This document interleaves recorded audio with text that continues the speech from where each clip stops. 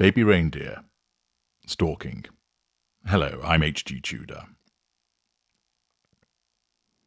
Baby Reindeer has enjoyed considerable streaming success on Netflix. An interesting series in itself, showing the dynamic between a stalker and her victim,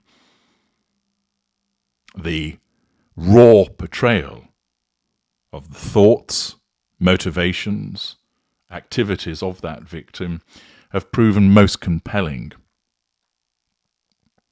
It has drawn considerable praise for its portrayal of the way that the victim has dealt with stalking, and also shows the complexities of the dynamic and doesn't just pigeonhole into good and bad, black and white. Furthermore, the series received a considerable boost in the arm as a consequence of the self-outing of Fiona Harvey, who is stated to be the person that the character of Martha is based upon. This has resulted in her issuing threats to sue Richard Gadd, the writer and creator of the series, Netflix as the producer of the series and screener of it, the Daily Mail, and resulted in her appearing in an interview with Piers Morgan, which only provided more grist to the mill in relation to demonstrating a range of her behaviours. It has resulted in some condemning Piers Morgan for exploiting someone who's clearly mentally unwell. It has caused many people to then join in, supposedly interacting with Fiona Harvey on social media.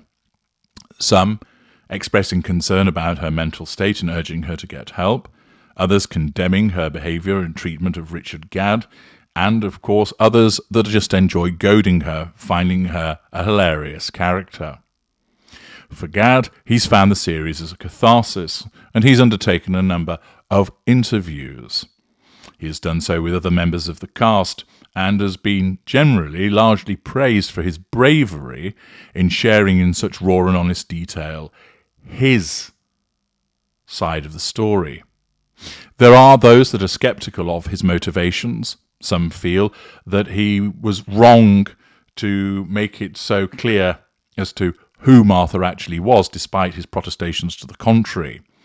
That he and Netflix have said they did everything they could to ensure that Martha's real-life identity was disguised, but it would appear that it was quite easy to find her as a consequence of cross-referencing the content of the texts and tweets and emails that originated in the show with those that were issued in real life.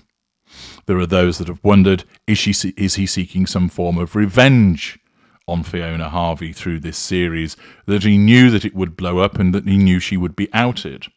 Although it's interesting that the same hasn't followed in relation to his other abuser, the writer-producer that raped him. There are others that think that he has just done it simply because he enjoys the attention and that it's enabled him to increase his own wealth. It has brought forward lots of different views surrounding a topic which is quite frequent in relation to individuals who stalk and those who have been stalked. Many people have heard about the celebrity stalkers, but the ones that are stalked in normal or on Civvy Street are given less prominence. Capitalising upon this series and the fact that it is thrusting the issues surrounding all of this into greater public discussion, I undertook an analysis, first of all, of Martha to determine what she is. And if you haven't accessed it already, I would encourage you to do so. But I'm also going to utilise the popularity of this series to allow you to understand more about the concept of stalking. And to do so, I'm now going to segue into an existing video of mine that explains more about what stalking actually is. What is stalking? Stalking is unwanted and/or repeated surveillance by a group or a person towards another individual. It may involve following that person, monitoring what they're doing, looking at their social media activity, repeatedly communicating with them in some form, either in person, electronically, through the post, on social media, or attempting to do so.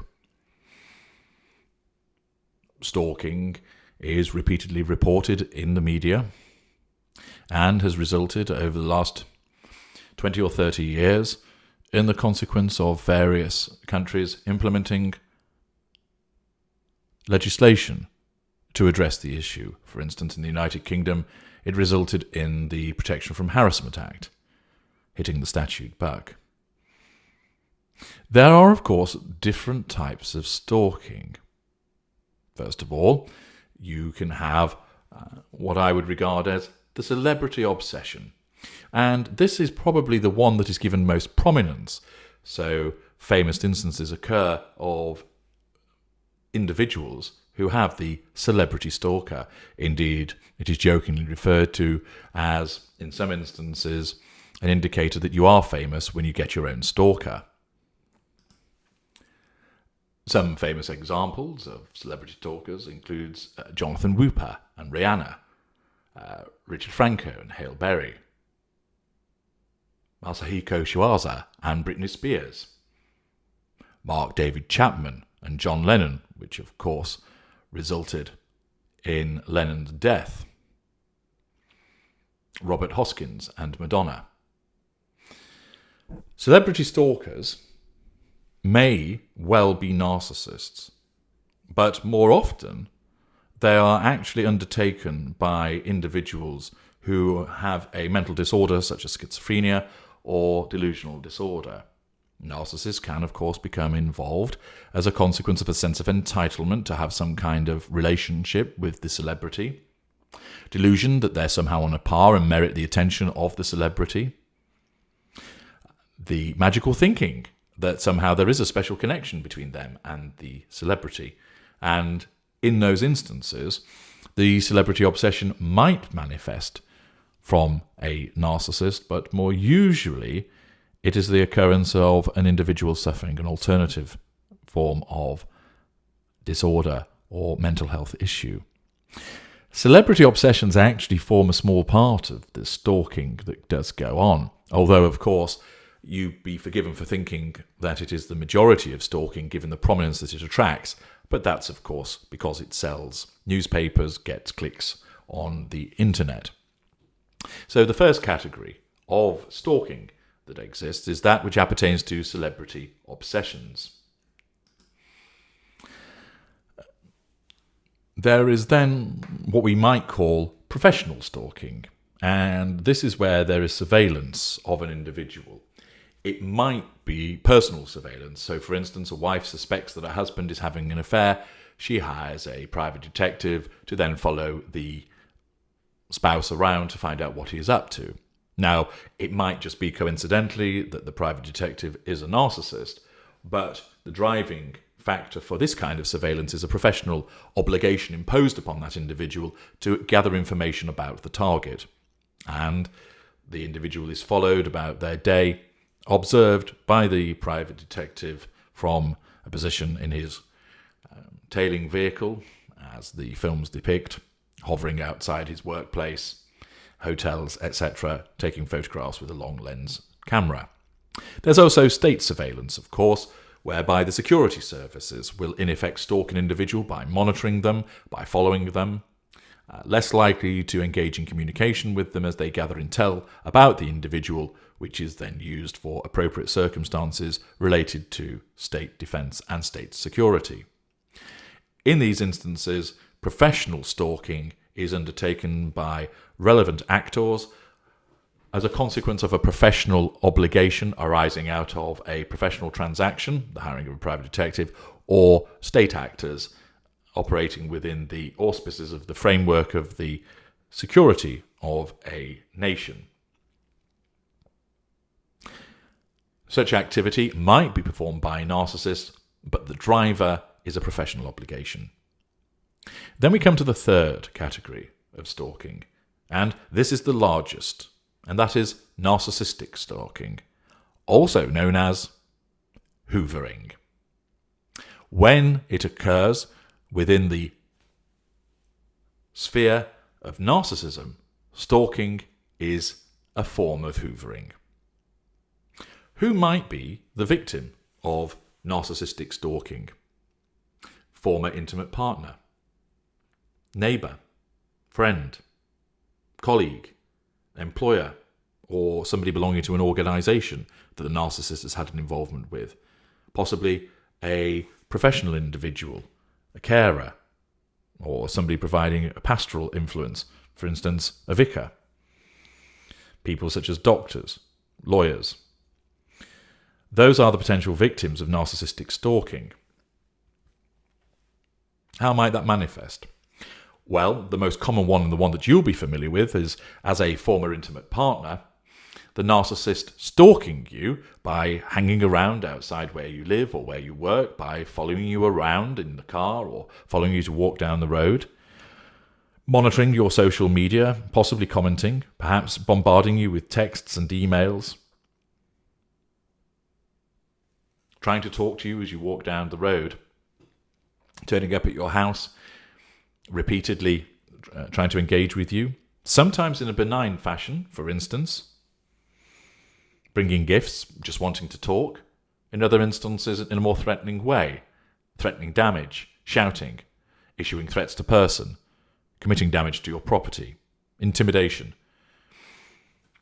And that is the most common one that people are used to, is where there is this hoovering, narcissistic stalking, of a former intimate partner. But it might, for instance, take place with regard to a neighbour. So one neighbour is a narcissist, one is not. And that individual is always is engaging in the classic twitching of the net curtains, always having a nosy at what the victim is doing, standing and watching them from their own property, watching from the window, setting up cameras to watch, possibly going around and complaining repeatedly about noise, whether real or imagined, complaining about supposed boundary transgressions, you park your car across my drive, or that your apple tree branches are overhanging my garden slightly. With regard to a friend, it might be similar in the way of a former intimate partner, in terms of repeatedly approaching that person, possibly benign at first and then moving to malign. With regard to an employer or an organisation, this is more likely to be born out of resentment or a grudge or some kind of vengeance, whereby, for instance, a dismissed employee keeps turning up and haranguing the staff on reception, or follows one of the directors, berating them for the loss of their job. Possibly with regard to an organisation, it might be haranguing people that work at the organisation as a consequence of a perceived injustice. With regard to somebody who has supplied a professional service, a therapist, a doctor, a lawyer, sometimes this is in a malign manner, if there's been a dissatisfaction or perceived dissatisfaction with the service provided. Sometimes it is done to cause a reaction from that provider because the narcissist does not approve of what the individual is doing. They actually had no professional relationship. So, for instance, it might be that the narcissist harangues a lawyer defending a notorious child rapist, for instance, and the narcissist does not approve of the defense of this individual and therefore continues to harass by stalking the lawyer on a quest to berate them for acting for such a reprehensible human being. Or it might be in the context, for example, an anti-abortionist haranguing a doctor in order to provoke a reaction born out of a desire to punish that individual for the role that they perform. So, there are various victims, and they cover former intimate partner primary source, possibly intimate partner secondary source, or dirty little secret. The narcissist repeatedly hoovers, i.e. narcissistic stalking, by trying to take them off to the shelf where that victim, either IPSS or DLS, has implemented a no-contact regime. It could be non-intimate secondary sources, neighbour, friend, employer, professional, individual. So there are a variety of victims that can find themselves at the end of this narcissistic stalking, which is hoovering. What are the motivators for this behaviour? Well, they all, of course, link to the necessity of the narcissist having to assert control over this individual. So, for example, rejection forms a big basis for narcissistic stalking, i.e. hoovering. If the victim has escaped the narcissist and has embarked upon a divorce against them, the end of the relationship, of course, has caused massive wounding to the narcissist, has affected his control, it's a threat to his control, and therefore, abiding by the first law of narcissism, this individual has to be brought under control. The narcissism dictates that the narcissist must then assert control directly. So they turn up and keep knocking on the door, wanting to talk to the former spouse. It may start off in a benign way. I just want to talk. Can we reconcile? I want to sort things out. We need to talk about the children. But will move to being malign the more the individual rejects the hoovering that is taking place. Of course, remember, it doesn't follow that immediately stalking will occur with this repeated pattern of hoovering. It depends on whether there are Hoover triggers and the Hoover execution criteria are met, and you must ensure that's kept in mind. But what I'm going to explain to you in these various examples is where there are repeated Hoover triggers, and I'll explain why that happens, and the Hoover execution criteria is being met, which means that the narcissist keeps hoovering, i.e. engaging in a pattern of narcissistic stalking. Remember, a one-off hoover isn't stalking. Stalking is a pattern of unwanted and or repeated surveillance, interaction, following, monitoring by one individual or sometimes a group towards another. So there has to be a Hoover trigger, the Hoover execution criteria has to be met, and therefore the hoovering takes place, and it keeps happening, sometimes benign, although unwanted, often malign, certainly unwanted. And that forms the pattern of behaviour which results in the stalking. Accordingly, let's look at some examples and how they come to happen. Rejection, as I was explaining. Former intimate partner primary source escapes the narcissist, cause massive wounding. That amounts to a threat to control. The narcissist has to assert control, therefore goes to talk to the victim, goes to talk to the victim, possibly wanting to resolve matters. The victim receives them, talks, but says, we're not going to get back together again. The fact that there's an ongoing divorce means that there are repeated Hoover triggers. A letter from the attorney, a report perhaps from Child Protection Service or CAFCAS, a question from a friend, how are you getting on with the divorce? A reminder to the narcissist because they've had to move into a new property and no longer at the former matrimonial home. A reminder caused by the fact that they drive past the former matrimonial home on their way to work. And all of that, each and every instance, amounts to a reminder of the rejection.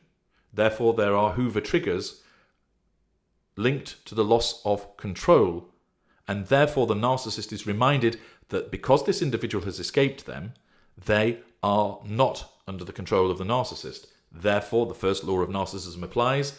The victim has to be brought under control. Therefore, because the Hoover execution criteria is being repeatedly met, the narcissist keeps calling round, keeps driving past in an indirect Hoover, an indirect physical Hoover, or hovers around outside the workplace of the victim or the house. Again, an indirect physical Hoover. Keeps sending text messages, keeps sending letters, keeps sending emails, direct electronic Hoovers, asking other people to go and speak to the victim on their behalf, Hoover by proxy. So there are repeated Hoovers, direct physical ones, indirect physical ones, Hoovers by proxy, and electronic Hoovers.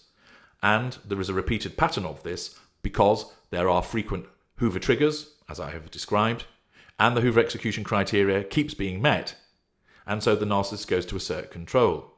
And they might actually assert control in that moment, but then they receive another reminder, maybe the next day, that they don't have control because a letter arrives from the lawyers. Therefore, they're forced to assert control over that individual. And this repeated behaviour causes the stalking to occur. And it is all driven by the necessity of the narcissist needing to nullify the threat to their control and gain fuel. It's less about character traits and residual benefits, but that can be relevant. But what's happening with the stalking is it's a repeated pattern of hoovers, because the narcissist either attempts to assert control but can't and then has to back off, withdrawal, third assertion of control, or hoovers, gets control, but then moving into a fresh compartment, because remember, we compartmentalize, is reminded that this individual is divorcing them, and therefore the narcissism says, unconsciously, where lesser and mid-range, or consciously, where greater or ultra, you don't have this person under control. You need to do it. Hoover execution criteria is met, there's another Hoover, and on it goes. Repeated stalking behaviour by the repeated hoovering. What about resentment? What if, for example, that the narcissist wants to have a relationship with somebody who is already in a relationship, and they resent the fact that that individual, the object of their maladjusted desire, is with somebody else? There's never been a relationship. Perhaps they are friends, neighbours, or a tertiary source who's vaguely known. But there certainly hasn't been any romantic involvement. The narcissist resents the fact that that person is with somebody else. What does that resentment mean? A threat to the narcissist's control. So, the narcissism says you need to get that person under control. Hoover execution criteria is met, they hoover them. Most likely by trying to seduce them. Be with me, not them. Buying gifts, flattering, complimenting. And of course, all of this may well be unwelcome. And whilst it is seemingly pleasant, it is unwelcome, unwanted, and repeated. And therefore, this narcissistic hoovering of that individual, seductive hoovers, amounts again to narcissistic stalking. What might start off as benign can then turn into malign behaviours when the narcissist's narcissism realises that the benign approach isn't getting anywhere. And they are reminded, perhaps because they live near this person, they drive past their house, it's a friend within a social circle, somebody that they work with, maybe a neighbour. And they see repeatedly this person with another individual. And remember, so long as the Hoover execution criteria are met, sometimes it won't be, and therefore the hoovering doesn't occur, and thus you get no stalking.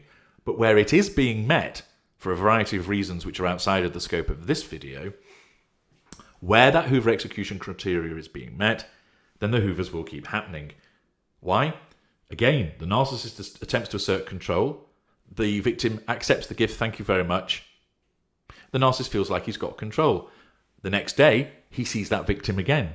It's a fresh day, a fresh compartment. Are they under control? We have no information, therefore we assume they're not. And he has to do something else. He perhaps goes over and compliments her. And so it continues. So as long as the Hoover execution criteria are met, and in certain instances this can be done quite readily, the victim is repeatedly hoovered, and it amounts to this narcissistic stalking, born out of the resentment that the individual has because that person is with somebody else. The narcissist wants that person for themselves, but can't have them because they're having a relationship with someone else.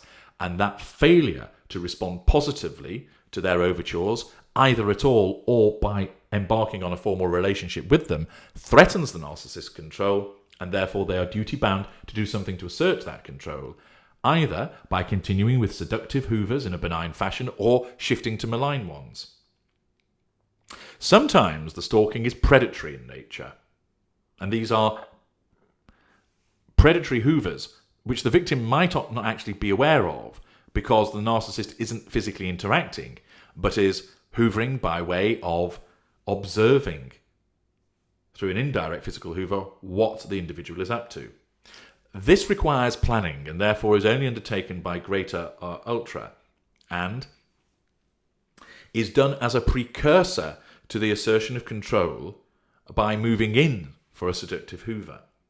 So, there are two types of predatory planning types of stalking: the planning for seduction and the planning for a malign event.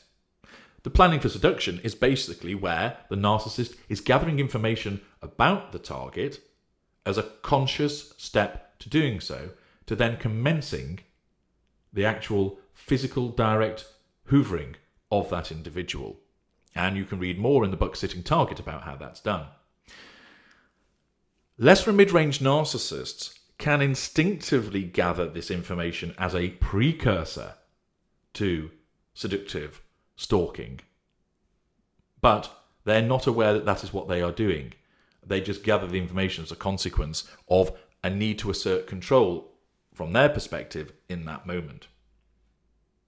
The other aspect, of course, is where a greater or ultra wants to cause a problem for the individual and therefore stalks them by watching their movements, seeing what time they are at home, what car they drive, where they go and at what time, who they interact with and so forth, as part of the planning of then executing a malign hoover by way of a particularly unpleasant event against them. So, narcissistic stalking can occur in a predatory way as part of the preparation for a further form of hoovering, whether seductive or malign. In some instances, the precursor to the narcissistic stalking, the hoovering, is a fixation, driven by magical thinking and a sense of entitlement, but ultimately relating to the need to assert control. It might be that the victim has actually been helpful to the narcissist, a therapist, a doctor, a lawyer, a counsellor. So there has been no intimate relationship, no friendship there, but it was born out of a professional obligation between a provider and the narcissist. The narcissist, once the provision of the service is at an end, doesn't let go. They want to continue to express their thanks and gratitude to that provider, and born out of a sense of entitlement, poor boundary recognition, and the need to assert control, they keep hoovering, i.e. narcissistic stalking. So, for example, the narcissist may feel that the lawyer has been very helpful with regard to the acquisition of a company, and therefore he's reminded of how well his company is doing, which puts him in mind of the lawyer, which then causes him to keep contacting the lawyer, inviting him or her out for dinner, sending gifts, and starts off in a seductive way. But it can shift to a malign approach and malign stalking when the subject, the target of the stalking, does not respond in a way which gives the narcissist control. It might be that the relationship is actually ongoing purely in a professional way, but the narcissist, with no boundary recognition and the need to assert control alongside a sense of entitlement, tries to make a professional relationship one which is intimate, or a friendship. They cross boundaries, turning up at, say, their psychologist's house having found out where they lived, sending gifts, flowers, waiting for them outside of their surgery to ask to go for a drink. And that is because they have a repeated reminder of that individual as a consequence of the ongoing professional relationship. But with that acts as a Hoover trigger, the Hoover execution criteria are met. For instance, they know where this person can be found. It's easy enough to approach them. They haven't wounded them by rejecting them previously. They provide them with fuel. It's a green light for the Hoover to take place. But they hoover them outside of the professional relationship, but by trying to be friendly, even intimate with the individual. So fixation can be a driver with regard to the need to assert control. Finally, there's vengeance. And this doesn't tend to be where the narcissist wants to have any kind of relationship with the victim, but rather is about provoking a reaction, some form of retaliation. So, for instance, take an individual who's lost his job. He wakes up, he's unemployed, he's reminded of his job loss, his control is threatened, the Hoover execution criteria are met because he can easily go to where he used to work, and he turns up haranguing the reception staff to assert control over the business as a whole by lambasting them for sacking him. Or he goes to the house of the director that was involved in the decision to dismiss him, or the manager. He either asserts control over them because they apologise for their behaviour and he backs off, only to wake up the next day, like some kind of twisted Groundhog Day, reminded of the fact that he still doesn't have a job. That threatens his sense of control, meaning that he then has to go and hoover again. And if the Hoover execution criteria are met, He asserts control over the relevant individual or over the business as a whole by turning up in some form, physically, perhaps indirectly physically, perhaps by an electronic method, less likely by proxy, to assert control over the individual or the business by the narcissistic stalking, i.e. hoovering. I mentioned earlier, for instance, take an anti-abortionist campaigner. They know that a doctor carries out abortions at a particular clinic.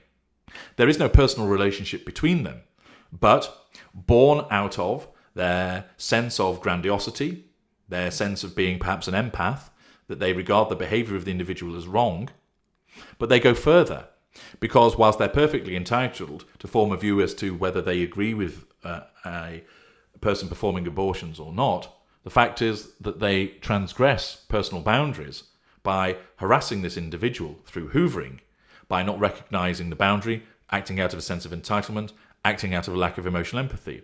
They don't want any actual formal relationship with this individual. They don't want to be friends, they don't want to be lovers, but what they want to do is they want to assert control over that individual. So they turn up because they're able to, the Hoover execution criteria are met, and they behave in a malign method towards that person. If they're frightened by that response, that gives the narcissist control. However, of course, they then learn that this individual is continuing to perform abortions. Threat to that narcissist control, Hoover execution criteria met. So they learn about the fact that the doctor is still carrying out abortions. There's your Hoover trigger. The doctor has come on the radar of that particular narcissist. The Hoover execution criteria are met. The narcissist knows where the doctor's practice is. He can walk there. There isn't a restraining order against him yet. He hasn't been wounded. He has gained fuel. And therefore he turns up and he harangues the doctor again. And either the doctor gives control in some way by the reaction, or ultimately the narcissist breaks off through withdrawal, satisfied that they feel that they've asserted control by frightening this individual and then through their own withdrawal. Narcissistic stalking is hoovering. It is where there are repeated Hoover triggers for a variety of reasons, being reminded of job loss, being reminded that the person who is the object of the desire of the narcissist is with somebody else, being reminded that the spouse has left you because you can see the circumstances of their departure all around you, being reminded of the fact that somebody's carrying out something that you don't agree with, that the narcissist is reminded perhaps of the behaviour of a neighbour because they are literally next door to them. And therefore, there are repeated, possibly daily, even hourly Hoover triggers. And if the Hoover execution criteria are met, the narcissist will then seek to assert control over their victim, whether former intimate partner secondary source on the shelf that has sought to escape, dirty little secret has sought to escape, non-intimate secondary source, neighbour, friend, employer, professor, doctor, lawyer, architect, therapist, and executes a Hoover against them, possibly starting off benign, even though such behaviour is unwanted, and then moving to malign, sometimes commencing in a malign environment. So although stalking comes in different forms, primarily celebrity obsession, professional, the largest grouping is narcissistic stalking, i.e. it's hoovering. Hoovering direct physical, indirect physical, electronic, and possibly by proxy.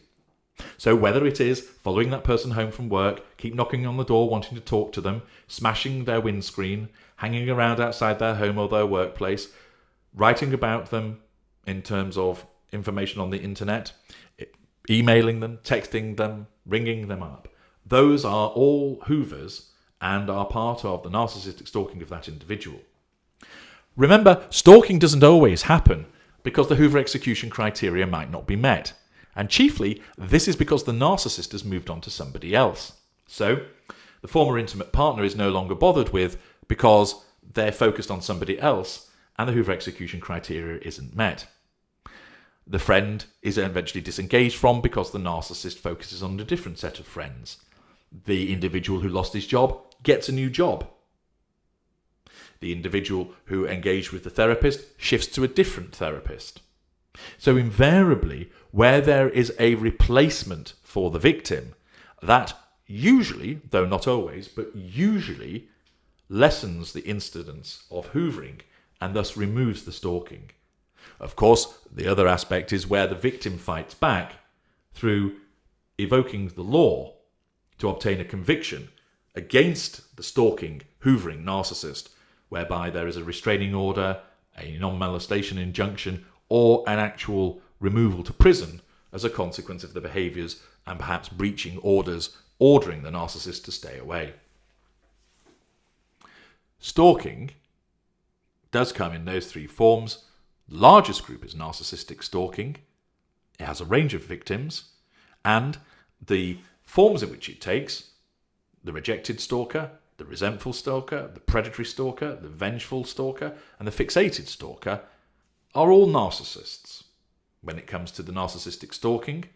And rejection, resentment, predatory, vengeance, and fixation all relate to either the need to assert control or to nullify a threat to control, and to do so through the direct assertion of control. I will in another video deal with the aspect of gang stalking.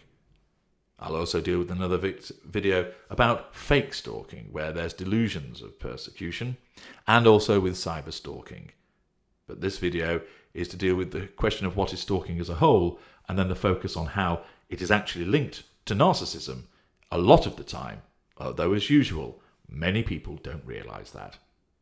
I'm H.G. Tudor. Thank you for listening.